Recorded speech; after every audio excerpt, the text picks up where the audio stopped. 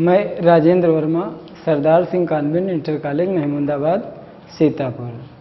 बच्चों, आज हम कक्षा 7 की गणित में धनात्मक परिमेय संख्याएं एवं ऋणात्मक परिमेय संख्याओं के बारे में पढ़ाएंगे कि धनात्मक परिमेय संख्याएं क्या होती हैं और ऋणात्मक परिमेय संख्याएं क्या होती हैं। तो धनात्मक परिमेय संख्याओं के बारे में देखिए कि कौन सी परिमेय संख्याएं धनात्मक होती हैं, कौन सी ऋणात्मक होती हैं।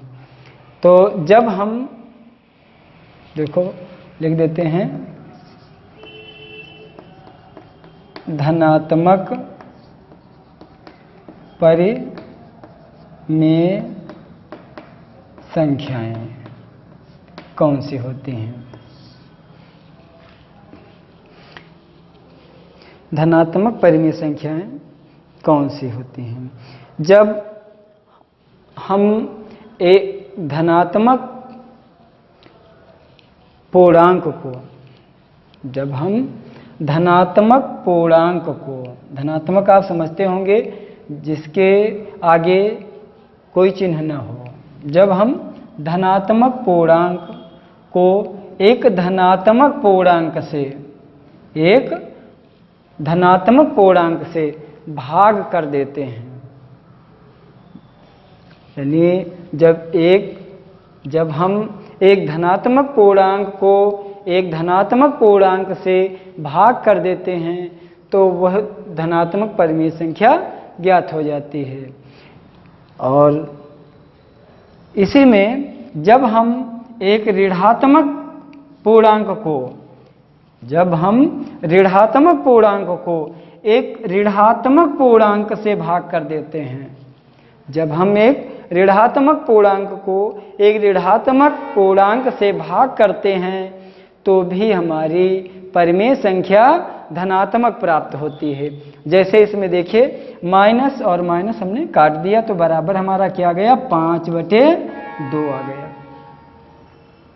तो इस प्रकार की जो संख्याएं होती हैं वह धनात्मक परिमेय संख्याएं होती हैं।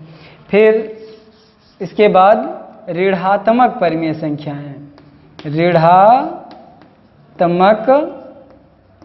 परिमेय संख्याएं, ऋणात्मक परिमेय संख्याएं। ये जो ऋणात्मक परिमेय संख्याएं होती हैं ये कौन सी होती हैं। जब हम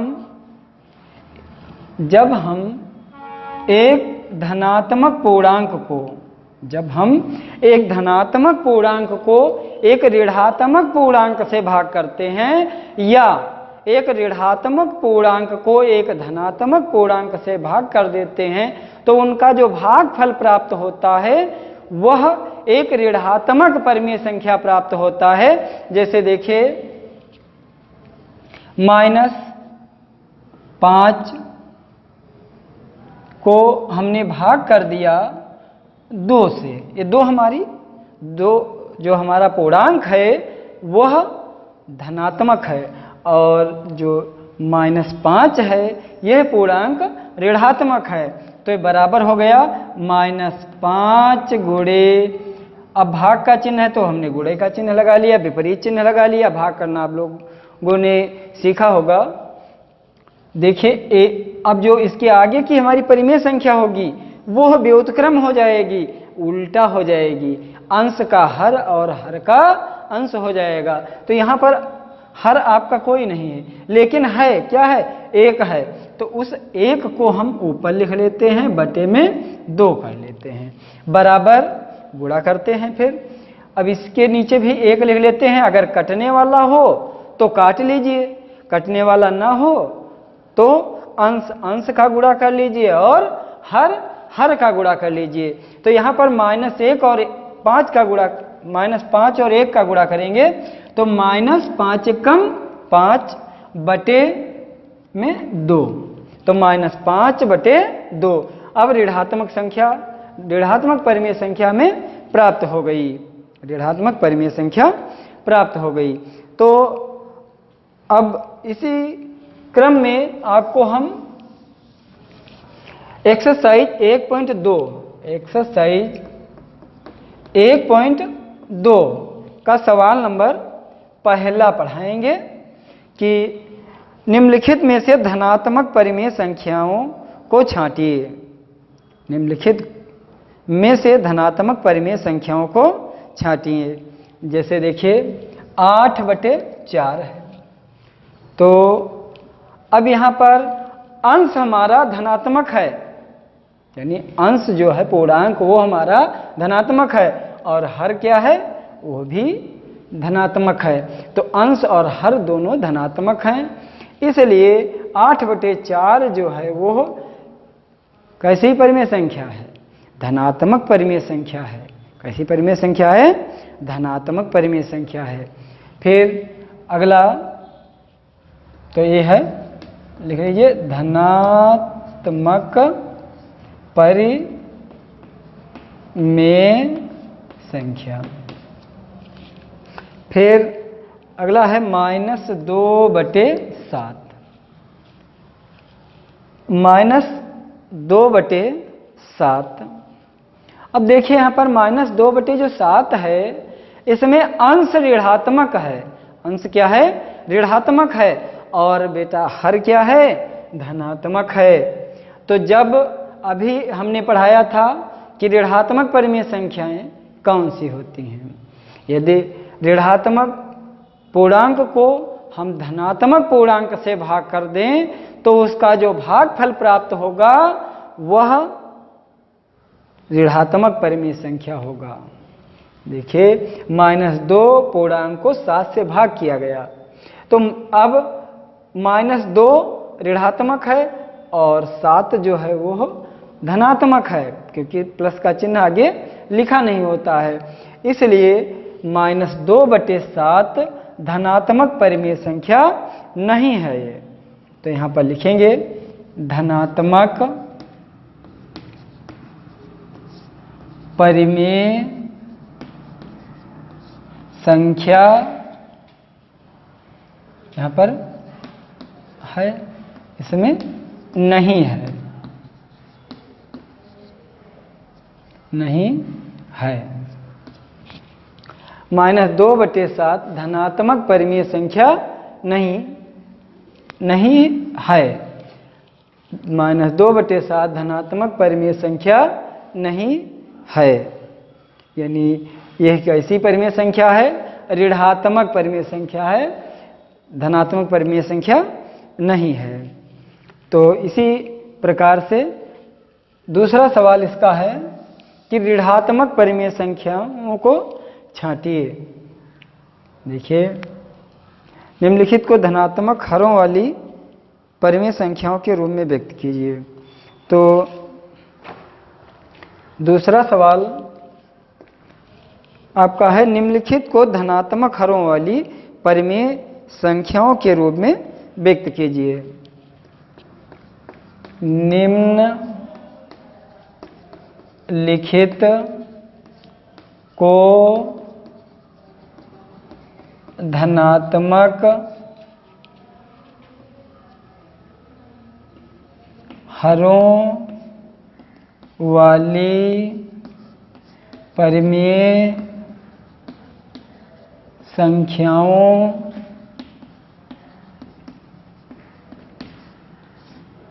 में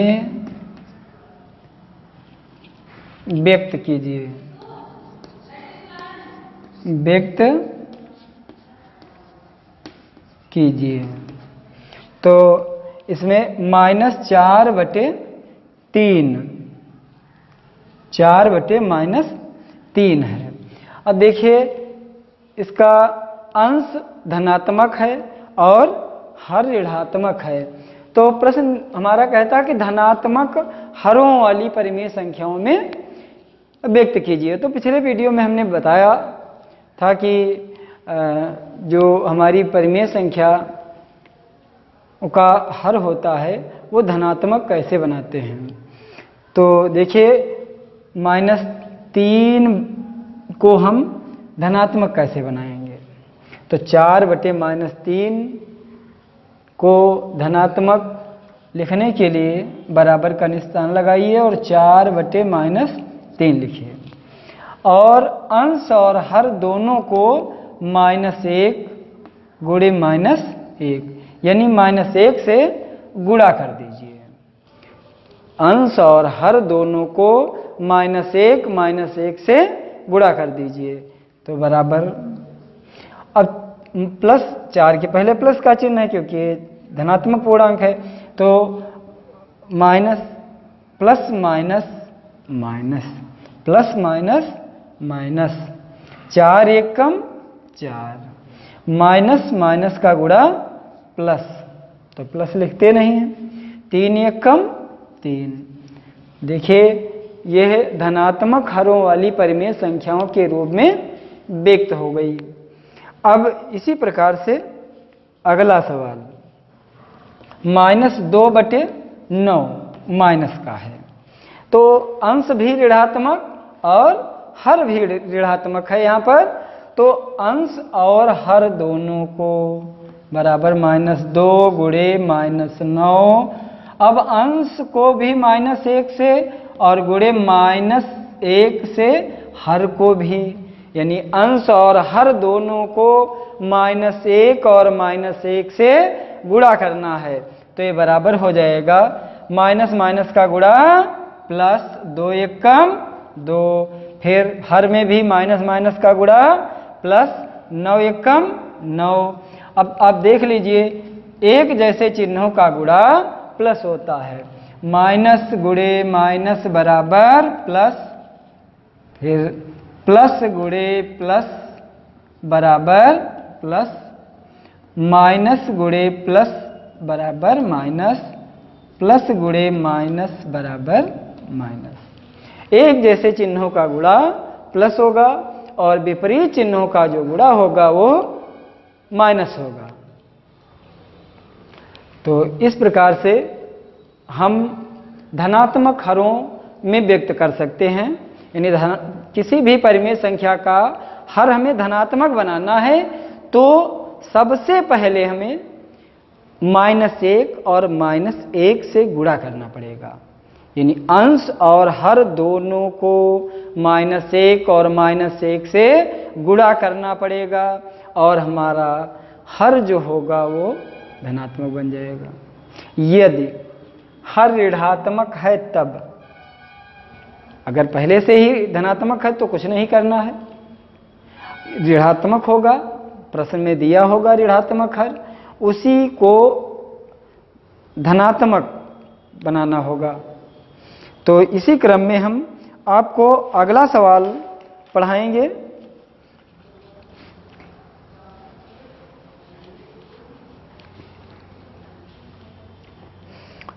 कि निम्नलिखित कथन सत्य हैं अथवा असत्य हैं।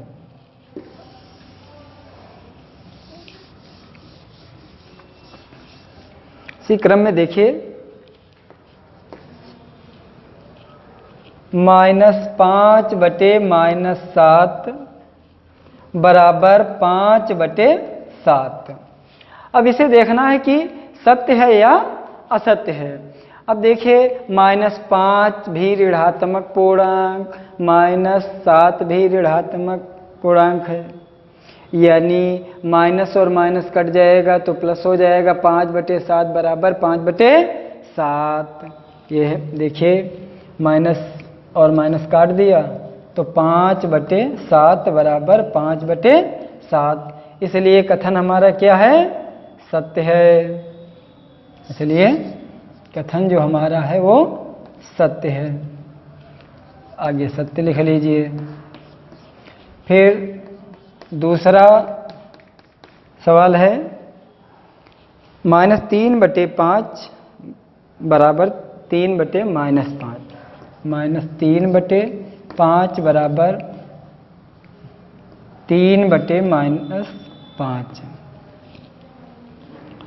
अब देखते हैं यहाँ पर, देखिए यहाँ पर अंश हमारा ऋणात्मक है और हर धनात्मक है, और इस यानी बराबर के दाईं ओर जो हमारी परिमेय संख्या लिखी है उसका अंश धनात्मक है और हर ऋणात्मक है, तो दोनों बराबर हैं। दोनों क्या हैं? बराबर हैं। वो भी कैसे?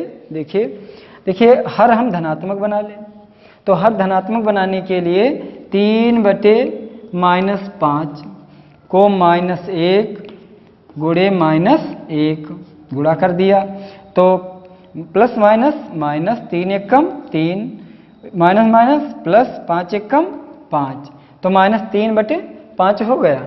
अब दोनों -3 देखिए बराबर +5 ये भी बराबर हो गया, इसलिए ये भी कथन क्या है? सत्य है। आप भी हल कीजिए सत्य और असत्य को, फिर आपको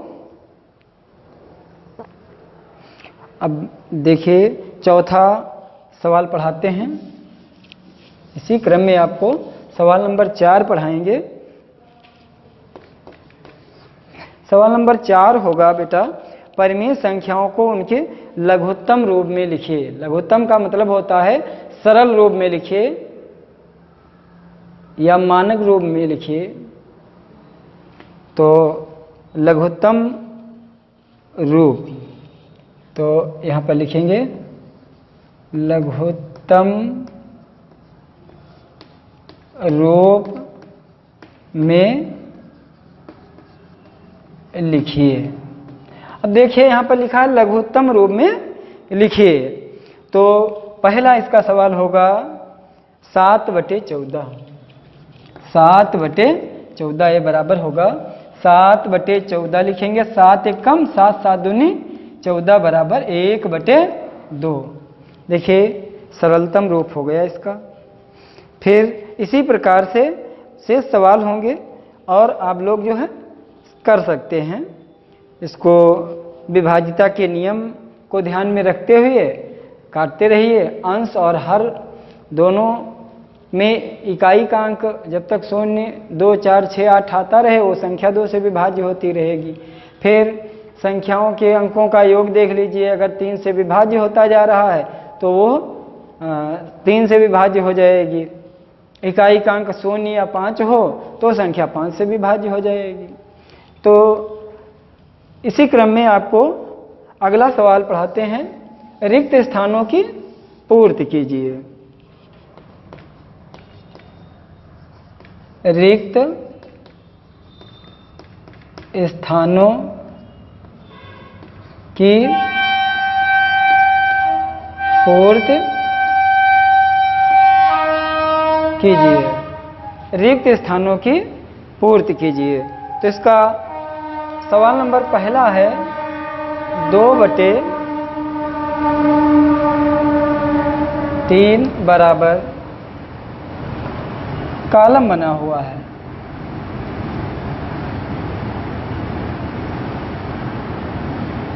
खाली स्थान बटे 135 लिखा है। 135 लिखा है। अब देखिए इसको ज्ञात करने के लिए हम खाली स्थान को यक्ष मान लेते हैं। जैसे लिखा है, कहीं इसी जगह रिक्त स्थान में भरना है तो इसे अलग हल कर लीजिए। जैसे लिखिए 2/3 बराबर खाली स्थान बटे 135। कई नियमों से लग जाएगा। हम हर को भाग करके भागफल निकाल लेंगे, अंश से उसका गुणा करा देंगे, आंसर हमारा आ जाएगा। दूसरा नियम, हम इसको यक्ष मान लेते हैं। क्या मान लेते हैं? यक्ष मान लेते हैं और इसे वज्र गुणा विधि। कौन सी? वज्र गुणा विधि। वज्र गुणा विधि का इसमें प्रयोग करते हैं। तो वज्र गुणा करेंगे, कैंची का गुणा, तो 3 × x 3 × x 2 × 135 गुणा कर देंगे। तो 3 और x का गुणा करेंगे तो 3x हो जाएगा, बराबर इसका गुणा करेंगे तो गुणा भी कर सकते हैं, जैसे 2 पंच 10, 2 तियां 6 1 7, 2 1 कम 2। तो यक्स बराबर 270/3।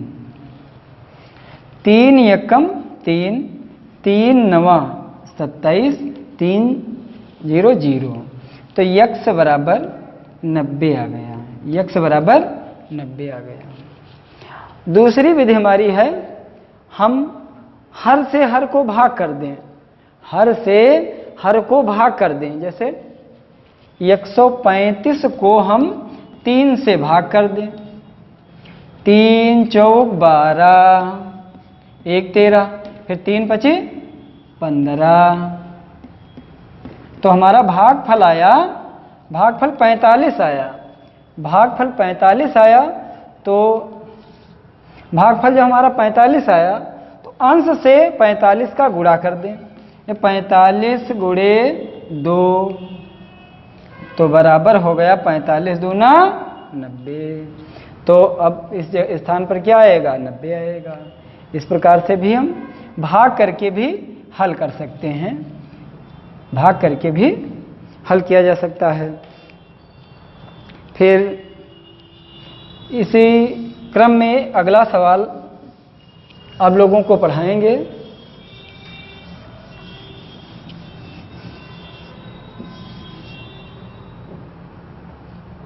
अगला सवाल हमारा है 6 नंबर।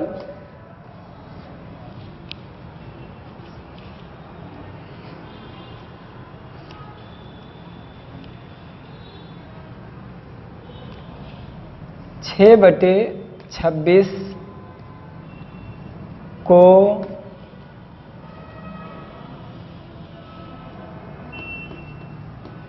निम्न के साथ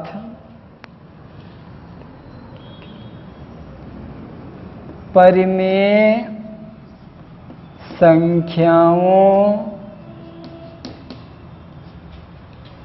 के रूप में व्यक्त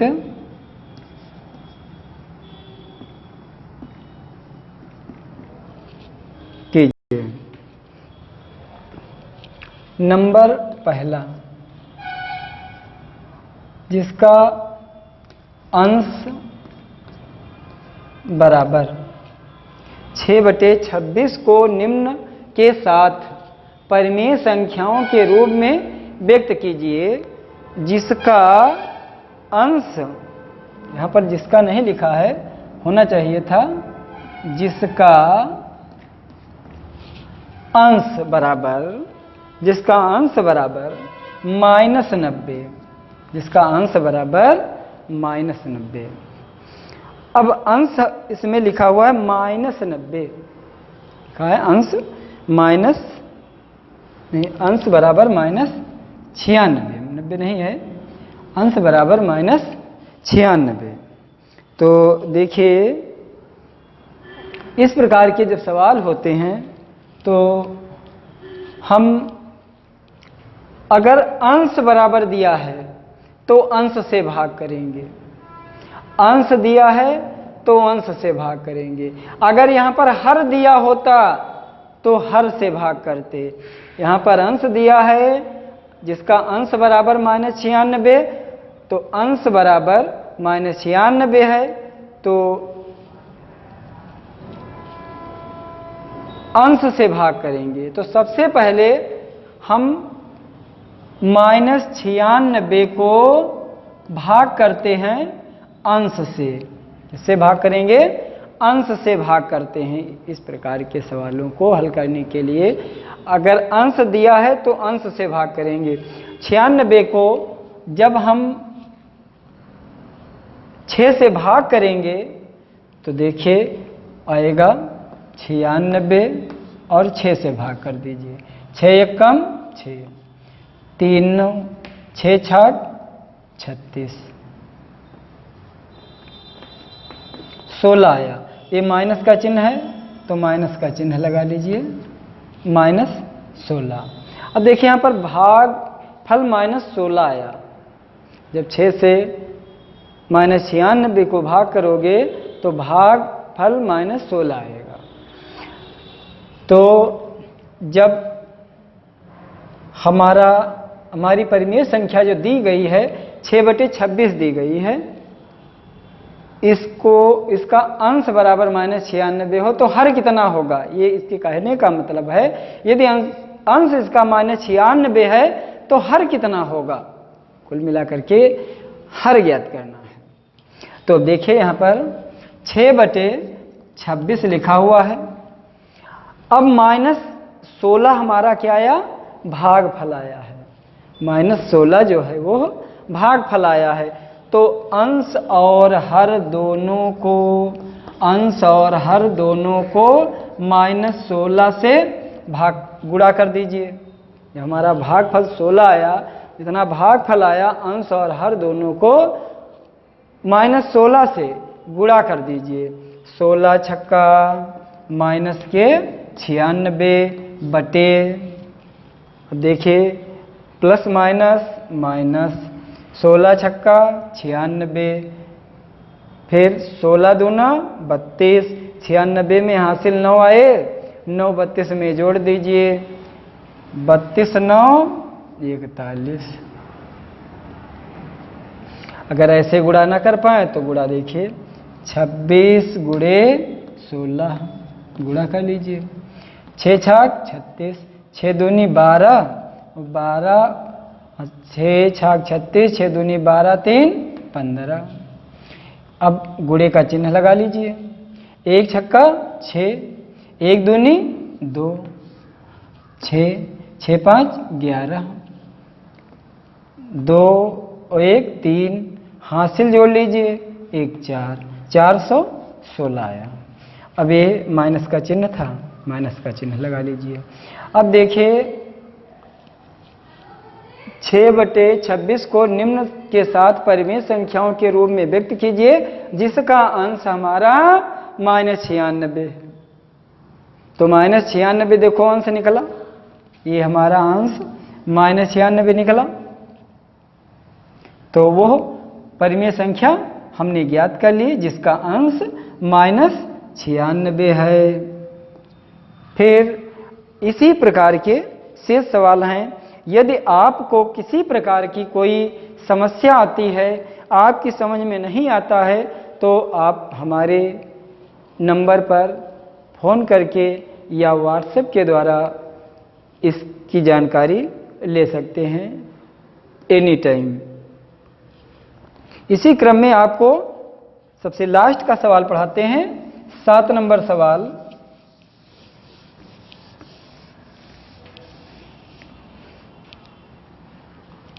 सात नंबर सवाल में देखिए यक्स का मान ज्ञात कीजिए। यक्स का मान ज्ञात कीजिए। यक्स का मान ज्ञात करना है। तो पहला सवाल -2/5 बराबर 13/x, ये है। अब देखिए ये प्रश्न लिखा हुआ है -2/5 बराबर 13/x। तो x का मान क्या होगा? तो अभी वज्र गुणा आपने पढ़ा था, वज्र गुणा कर देते हैं, कैंची का गुणा। तो -2 गुणे x बराबर 4 जैसे बन जाता है, इसको ऐसे x बनाएं, 5 गुणे 13। तो x बराबर देखिए 5 गुणे 13। अब देखिए -2 का बराबर के इस पर पक्षांतर कर दीजिए, तो गुणा में है, बराबर के इस पर आएगा तो भाग में हो जाएगा।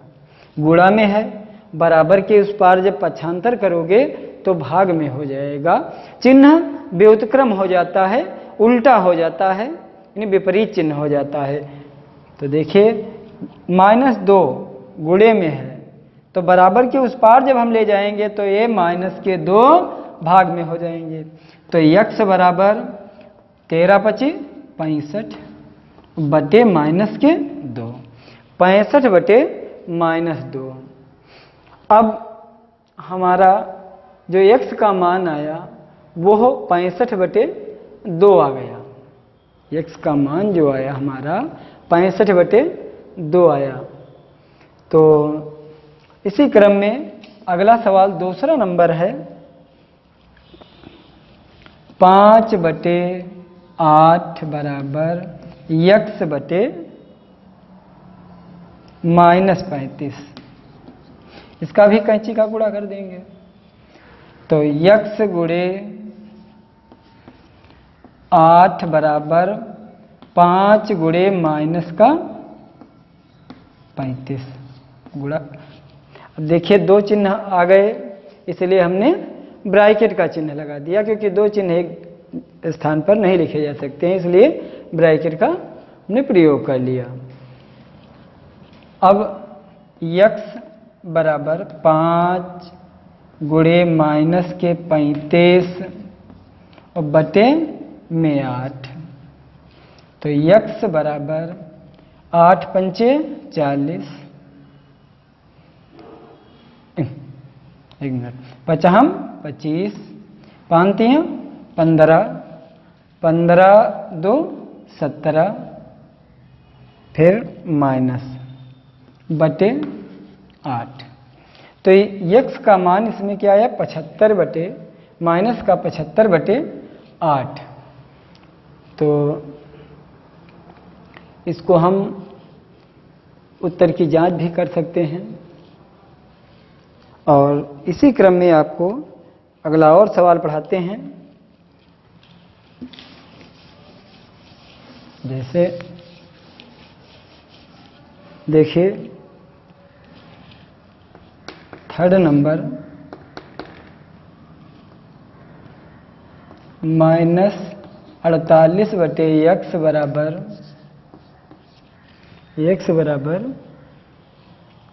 2। तो यहाँ पर हर नहीं है, तो हम मान लेते 1 है और इसका भी कैंची का गुणा कर देते हैं। तो x गुणे 2 बराबर -48 और गुणे 1 है तो गुणे 1 भी लिख लीजिए। तो x बराबर, अब देखिए यहाँ पर भी 2 गुणे में है, तो बराबर के इस पार ले जाएंगे तो ये भाग में हो जाएगा। गुणा में है तो भाग में हो जाएगा 2, 2 1 कम 2, 24 2 9 48।